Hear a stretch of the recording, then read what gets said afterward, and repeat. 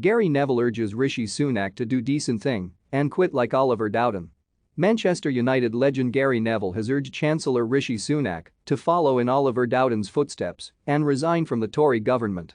The Conservatives were thumped in the Tiverton and Honiton and Wakefield by-elections as pressure grows on Prime Minister Boris Johnson. Dowden resigned as co-chair of the party on Friday morning, insisting somebody must take responsibility for two significant defeats.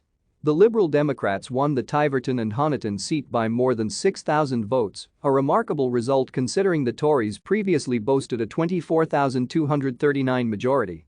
Elsewhere, Labour comfortably reclaimed the Wakefield seat they lost at the general election in 2019.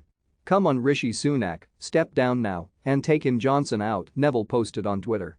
The ex-footballer went on to write, "It's hurting you and your reputation living and being next to him so much it's untrue. Today's the day." But Sunak shows no signs of stepping down. "I'm sad that my colleague and friend Oliver Dowden took the decision to resign this morning," the Chancellor tweeted. "We all take responsibility for the results, and I'm determined to continue working to tackle the cost of living, including delivering NIC's changes saving 30 million people on average £330. Neville, a Labour member, was unimpressed with Sunak's tweet, responding, "Do the decent thing FFS. I had hope for you once upon a time." Should Rishi Sunak resign? Let us know in the comments below. The Tories' by-election results follow the Partygate scandal, which saw several individuals connected to the party, including Johnson and Sunak, fined by the Metropolitan Police for attending gatherings during lockdown. A total of 126 fines were issued. Johnson's cabinet is also struggling to deal with the cost of living crisis as prices soar throughout the country and the ongoing transport disruptions. The Tories were hammered in last month's local elections, losing control of 11 councils. "He's Johnson a liability to us all and willing to take everyone down including his own MPs," tweeted Neville. "He will say something daft and want of the country he is currently visiting to distract us.